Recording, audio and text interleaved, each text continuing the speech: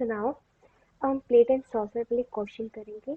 तो इस क्वेश्चन में क्या कहता है, द स्टेटमेंट ऑफ प्रॉफिट और loss for the two entities Plate and Saucer for the year ended 31 December 2004 are presented below. ये हमारा प्रॉफिट एंड लॉस दोनों एंटिटीज का दिया हुआ है एंड कुछ नोट्स भी है। Plate acquired 70% of equity entity share in Saucer on 1 January 20x1। Okay, तो प्लेट ने एक्वायर किया 70% saucer का, SAUCER, okay, and we will also mention the date on what is the date, 1 Jan 20x1 and year end क्या है हमारा, year and है और 31 दिसंबर 20x, okay. सो 1 year, few years ago इसने एक्वायर किया सॉरी। सो नाउ अभी time period few years ago है तो इमीडिएट एक्विजिशन का झंझट ही नहीं है। सो नाउ और क्या बोला है, during the year in 31 December 2004 the Saucer sold goods to Plate for the 150,000 making a markup on the cost of 20%. 1/5 of this good remain in the inventory of the plate at the year end. Okay, so saucer ने sold किया plate को,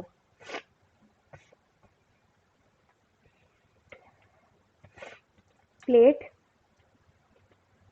को sold किया, कितने का sold किया है, sold लिखती हूँ, ठीक है, सोल्ड सॉसर, ठीक है। सो नाउ पर कैलकुलेट करना पड़ेगा, पर इक्वल टू, पर कैलकुलेट करने के लिए अमाउंट कितना है, कितने का सोल्ड किया है, 150,000 का, जिसपे उसने मार्क लगाया है 20%, तो 20 डिवाइडेड बाई 120 और 1/5 गुड रिमेनिंग है तो 1 डिवाइड बाई 5 हो जाएगा। सो हमारा क्या आंसर आएगा, आप निकालो, 20 डिवाइड बाई 120 डिवाइड बाई 5, सो 5000। ये है सबका।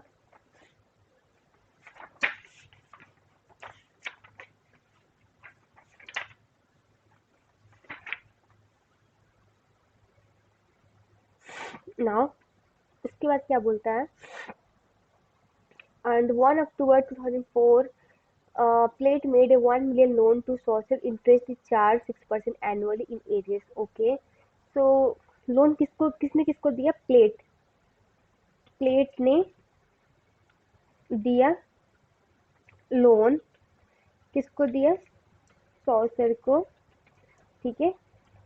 एंड वो अमाउंट भी लिख लेते हैं सो दैट हम लोग को जो इंट्रा ट्रांजेक्शन होगा वो ओमिट करना होता है, इलिमिनेट करना होता है। मैंने 30 कॉमन लिया, सो 1000 यहाँ पे नोट डाउन किया।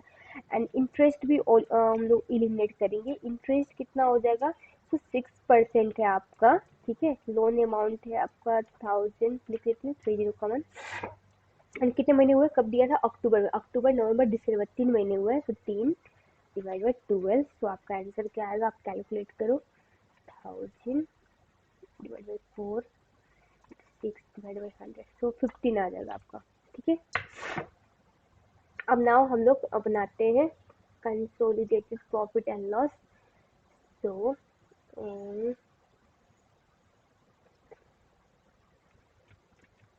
ओके, सो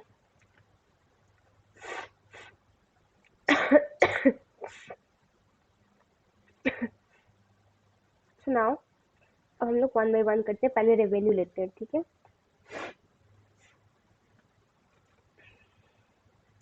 सो रेवेन्यू कितनी है,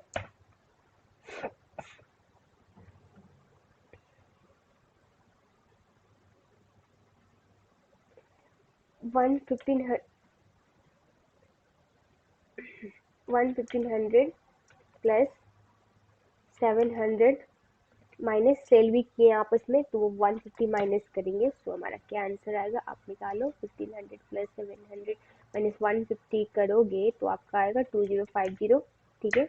now we will calculate cost of sale, ठीक है। सो कॉस्ट ऑफ सेल्स आपका 775 plus 370 minus 150 and we have a per roof, so plus 5, तो इक्वल टू कितना आएगा, आप कैलकुलेट करो। 775 को आप प्लस करो 370 से, माइनस 150 करो एंड प्लस 5 कर दो, देन यू हैव 1000। ओके, सो 1000 ये माइनस करेंगे,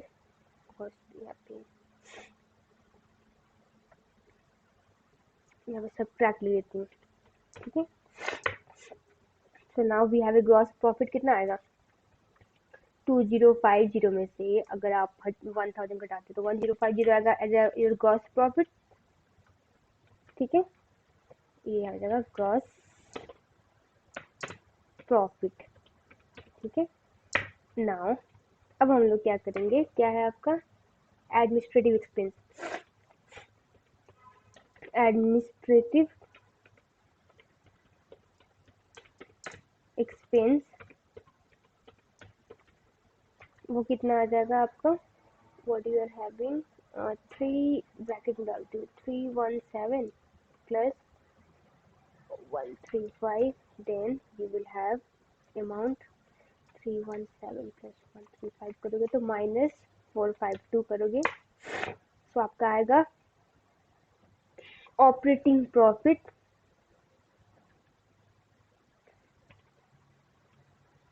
को, ठीक है।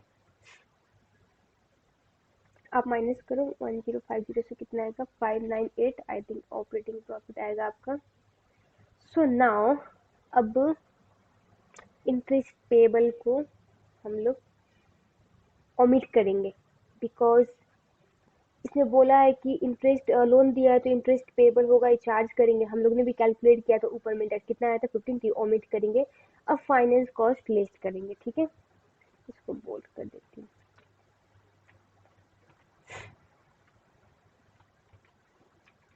ओके, फाइनेंस कॉस्ट आपका आएगा, तो वी विल माइनस क्या क्या है 60 प्लस 20, 20 में भी जो आपका उसको पे करने वाले हो ना, 20 में आप जो इसने तो रिसीव करेगा, प्लेट जो है आपका पेरेंट वो रिसीव करेगा, सॉसर क्या करेगा पे करेगा, उसका पे वाला कहाँ होगा फाइनेंस कॉस्ट में होगा, तो -15 हम लोग को यहाँ पे भी करना होगा, ठीक है।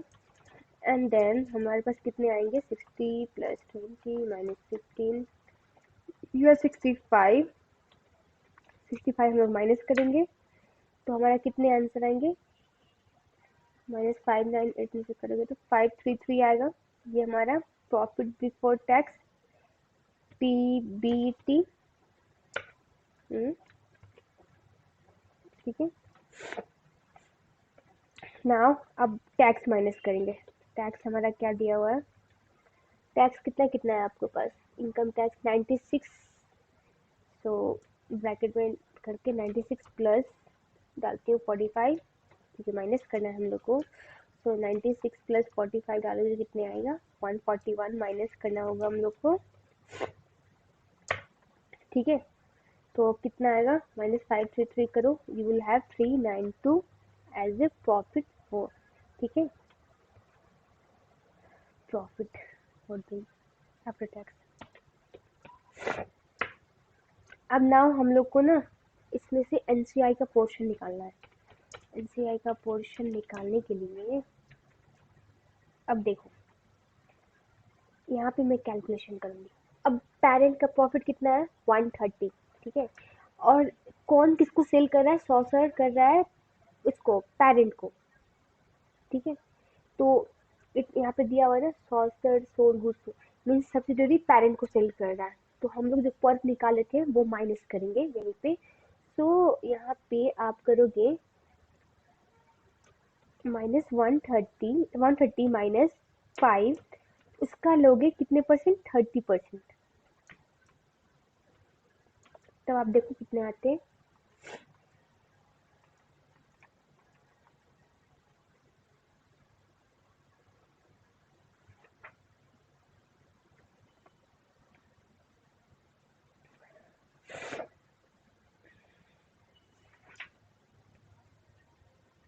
ठीक है। ये आ जाएगा आपका 37.5, ठीक है। और यही आंसर होगा। और पेरेंट का अब नीचे निकालेंगे, अब इसको माइनस कर देंगे 392 से, तो पेरेंट का बचेगा 354.5 और पेरेंट का पर का अमाउंट, ठीक है, वो भी हम लोग को ऐड करना होगा। तो पर 5%, 30% का, 30 का, सॉरी 5 का 30%, 1.5 माइनस 5 करें 3.5 ऐड करना होगा, तो 354.5 प्लस 5, 358 ये हमारा आंसर होगा। ठीक है, अब क्वेश्चन क्या कहता है वो देखते हैं। आप इसको चाहो तो इंडिविजुअली भी निकाल सकते हो। अगर हमारा मिड ईयर एक्विजिशन होता है तो हम लोग मंथली वाइज लेते हैं, लाइक पर्प का 30% और 130 का 30% इंटू जो मिड ईयर एक्विजिशन का डेट होता है उसके अकॉर्डिंग लेते हैं। बट हमारा मिड ईयर एक्विजिशन नहीं है तो मैंने ऐसे लिया है। सो अब देखते हैं आइटम 1 क्या कहता है।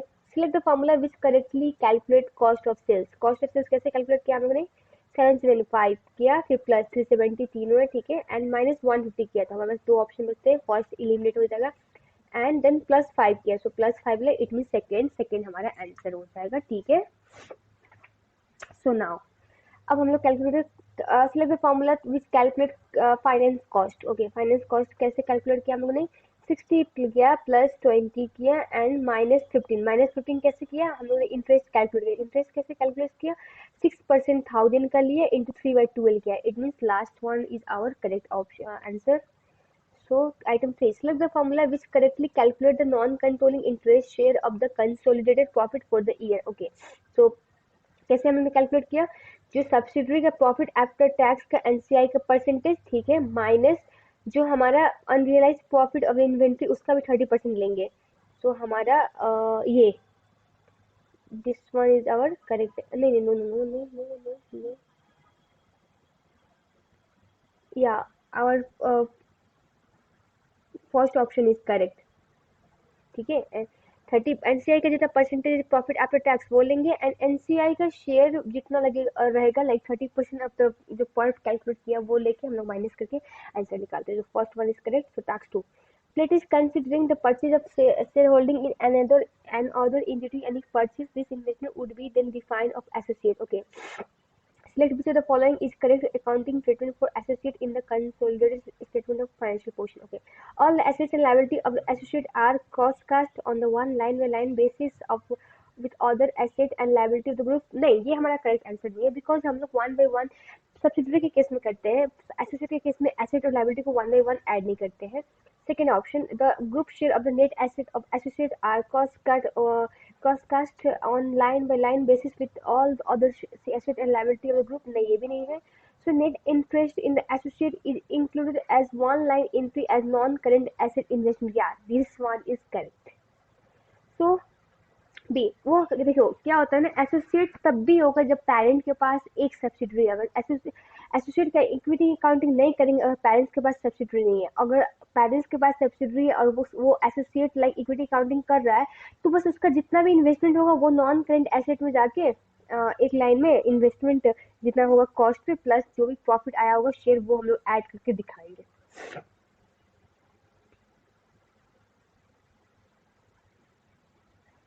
ठीक है, एंड नाउ टास्क थ्री करेंगे। Using the individual entity financial statement of Plate and sponsor calculate the operating profit margin for the year in 31st December 2004. Okay,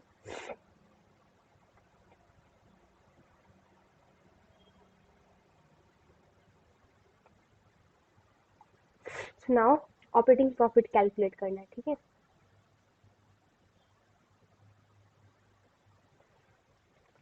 operating profit, operating profit calculate करने के लिए operating profit margin तो formula हमारा क्या बनता है, operating profit divide by sale into 100। So now हम लोग प्लेट का कैलकुलेट करेंगे एंड सॉसर का, और ये भी देखेंगे कि हमारा पॉइंट में कितने पॉइंट में आंसर निकालने के लिए कह रहा है। So as per the question बोल रहा है 1 डेसिमल में निकालने के लिए, सो हम लोग 1 डेसिमल में निकालेंगे। ठीक है, सो ऑपरेटिंग प्रॉफिट कितना है, प्लेट का ऑपरेटिंग प्रॉफिट है 408 डिवाइड बाई सेल्स कितना है 1500 इंटू 100 कर दो, कितना आता है आपका आंसर 408 डिवाइड बाई 1500 इंटू 100 मतलब 27.2 आंसर होगा। ठीक है, परसेंटेज लगा दो।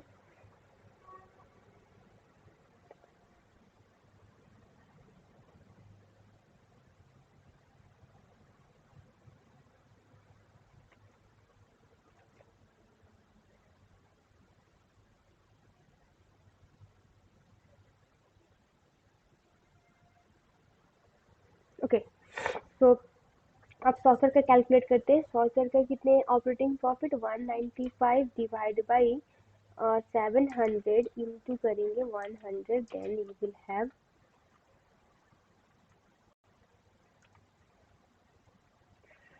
27.8 नो 9, राउंड ऑफ करोगे तो आपको 9 आ जाएगा। तो परसेंटेज ये आंसर हो जाएगा हमारा। अब लास्ट बचता है इस क्वेश्चन के टास्क, क्या कह रहा है, let's see. State whether the each of the following statement is true or false. Okay. The operating profit margin will be affected by a change in the value of closing inventory if all other factors remain unchanged. Yeah, this one is true. आपका operating profit margin change होगा अगर closing inventory में कुछ changes आ रहे हैं तो।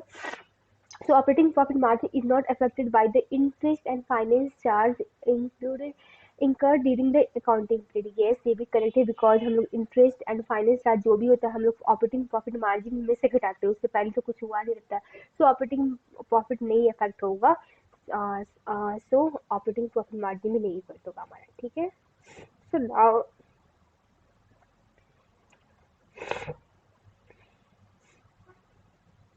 Question number 14 करते हैं।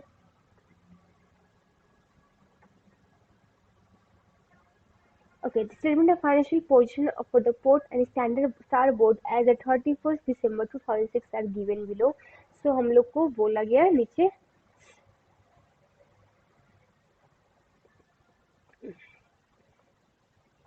okay, so port acquired 80% share of Starboard. Okay, port acquire कर रहा है 80% Starboard को। ठीक है, अब डेट भी लिख लेते हैं, ऑन कब किया है 1 जनवरी 20x2 में, एंड ईयर एंड कब है कंपनी की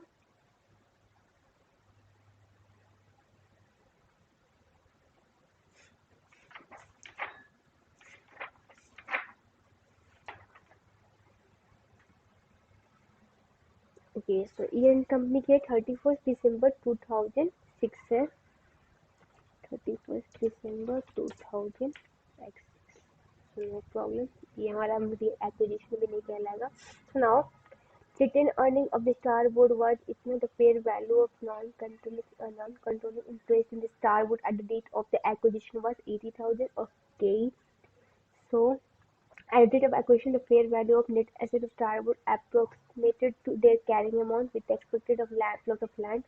Land was recorded on the financial statement of Starboard as it cost 150,000, but it was estimated to have a fair value of 180,000. This land was still owned by Starboard at 31st December 2006. Okay, so हम लोग को TPC कितना दिया हुआ, कितना इसने पे किया है, तो टीपीसी टोटल परचेज कंसिडरेशन कितनी है, it's 300,000।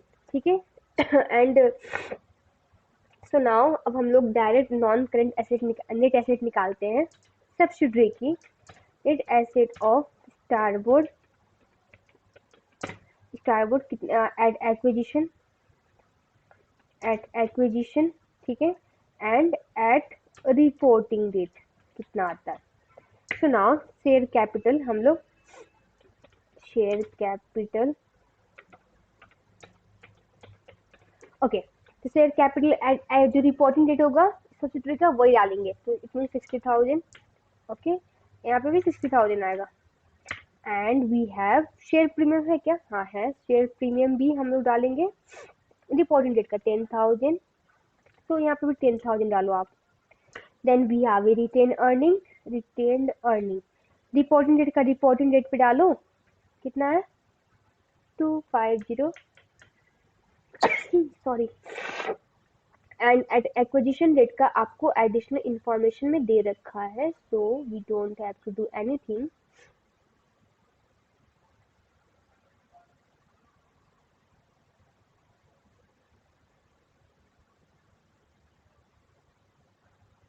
Okay, so at reporting date, at acquisition date में the fair value of net asset is okay exception of land yeah.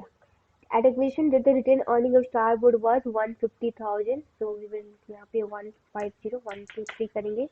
और क्या हमारे पास रिवैल्यूएशन सरप्लस एक बता रहा है एडिशनल इंफॉर्मेशन में। तो रिवैल्यूएशन सरप्लस कितने से इंक्रीज हो रही है? Land was recorded in the Starboard at a cost of 150,000, but it was estimated to have a fair value of 180,000. It means 30,000 से increase करें, तो 30,000 यहाँ डालेंगे एंड यहाँ पे भी डालेंगे। अब देखते हैं किसने किसको सोल्ड किया। So now during the year in 31st December 2006, the port sold goods to Starboard. तो पोर्ट ने स्टारबोर्ड को, पी ने सोल्ड किया है स्टारबोर्ड को, एस को, पेरेंट ने सब्सिडरी को। सो नाउ पर्प कैलकुलेट करते हैं। Pulp provision for unrealised profit, so what is that? Okay, for 50,000 का सोल्ड किया है, make a gross profit margin of 25%। Okay, 25% हमारा margin. Okay, and at reporting date, the Starboard still had a payable due to 30,000. Okay, sorry, 60% of these goods had been sold by Starboard by December 2006. Means 40% remaining है, so 40% यहाँ पे डालेंगे। तो calculate करते कितना आता है। तो 50,000 को डिवाइड बाय 4 करेंगे, so we again have a 5,000। And receivable और पेबल भी है दोनों का, रिसीवेबल पेबल्स भी है, कितने बता रहे हैं? 30,000।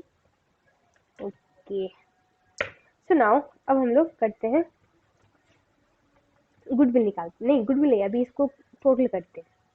तो टोटल करो आप लोग, कितने आएगा? 60,000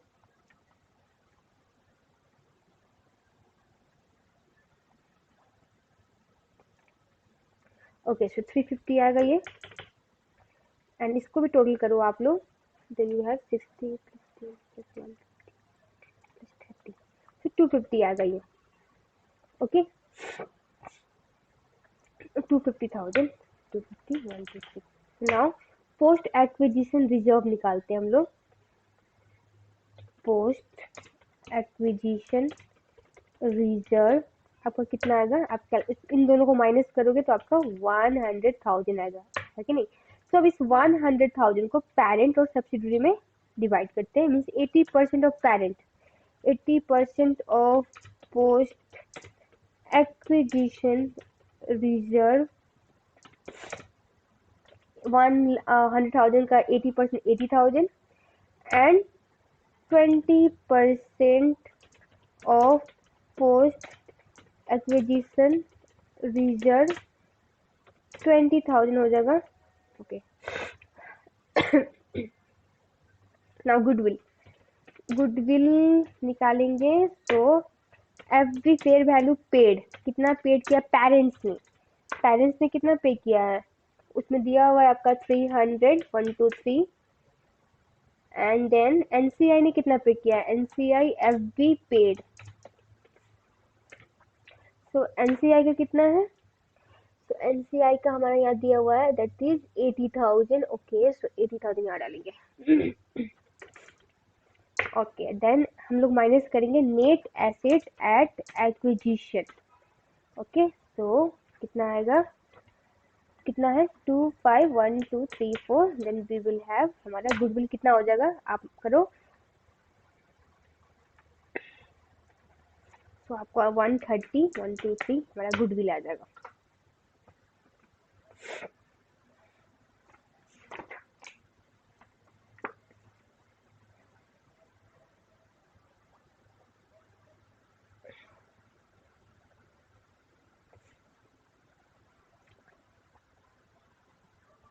अब हम लोग करते हैं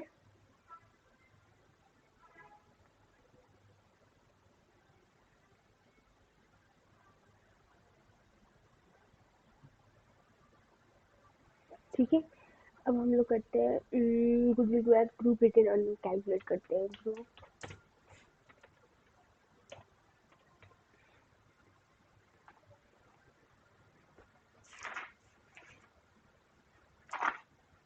ओके, नहीं पहले एनसीआई का पोर्शन, एनसीआई कितना ने पे किया, every paid by NCI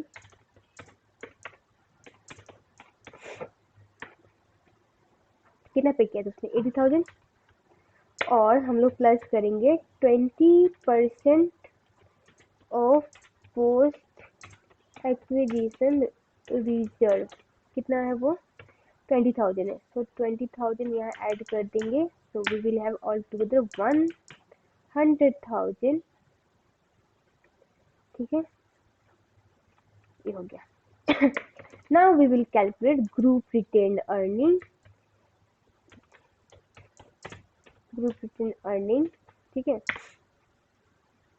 parents का रिटेन्ड अर्निंग कितना है, क्वेश्चन में दिया होगा आपको यहाँ पे 295,000, सो 295,123, एंड इसके बाद में 80% ऑफ पोस्ट एक्विजिशन रिजर्व, ठीक है, तो कितना था 80,000, सो वी विल ऐड 80,000, और पेरेंट्स होल्ड कर रहा है तो पर हम लोग माइनस करेंगे, सो पर कितना आया था हमारा वो माइनस करेंगे, 5,000 था आई थिंक, वेट,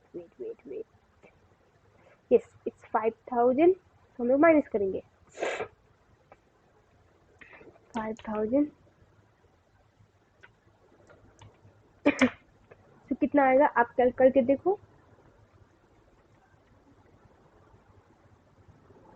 370, ठीक है, ये आ जाएगा आपका ग्रुप रिटेन अर्निंग। अब क्वेश्चन की ओर चलते हैं, क्या क्या पूछ रहा है, ये हम लोग को 5 कैलकुलेशन ये वॉकिंग है जो हम लोग को हर एक क्वेश्चन में करना पड़ेगा, ठीक है, सो दैट कि आपको इजी हो जाए, ठीक है। So here the formula which correctly calculate goodwill on the acquisition of the stock board, okay, हम लोग ने 300,000 लिया, ठीक है, प्लस 80,000 किया, ओके, अब माइनस की बारी है, क्या क्या हम लोग ने माइनस किया, सो हम लोग ने एनसीए माइनस किया था, नॉन करेंट एसेट्स, सो क्या sorry non net asset minus किया था at the date of acquisition, तो पहले 60,000 माइनस किया, ठीक है, फिर हम लोग 150,000 ये हो गया, ठीक है, एंड देन आपका 30,000, ओके, नो ये गलत हो जाएगा, हमारा शेयर प्रीमियम छूट रहा है फर्स्ट ऑप्शन में, तो यहाँ पे सो आपका ऑप्शन बी होगा करेक्ट आंसर, ठीक है, so B, identify which is the one of the following would be the correct classification for the goodwill in consolidated statement of financial position, intangible non current asset होगा, ठीक है, so complete the following table to the state what amount of the each of the following items should be included in the consolidated statement of financial position for the year in 31st December 2006, okay, तो हम लोग क्या क्या value calculate करना है वो लिख लेते हैं यहाँ पे, so now हम लोग क्या क्या कैलकुलेट करना है, PPE, okay, and inventories, okay, then हम लोग कैलकुलेट करना है receivables, then payables and loan, bank loan. अब हम लोग जाते हैं ऊपर, ऊपर में देखते हैं क्या क्या है, तो नॉन करेंट एसेट देखो एक का है, यहाँ पे डालती हूँ, ओके, सो पीपीई में 350,123 प्लस 265,123, एंड हमारा यहाँ पे कोई रिवैल्यूएट भी हो रहा है, यहाँ पे देखो यहाँ पे 180 से रिवैल्यूएट हो रहा है, 150 इसका एक्चुअल कॉस्ट है plus 30,000, so we will have, add करो आप लोग 265 plus 30,000, you have 645,123 as your answer, plus कैसे हो गया, ओके, ओके, सो अब इन्वेंट्रीज कैलकुलेट करते हैं, सो 109,123 प्लस उधर कितना है 80,000, ओके, एंड माइनस पर जो हमारा 5,000 था, देन आपके कितना आंसर आएगा, आप करो कैलकुलेट, 109 प्लस 80 माइनस 5 कर दो, देन 184,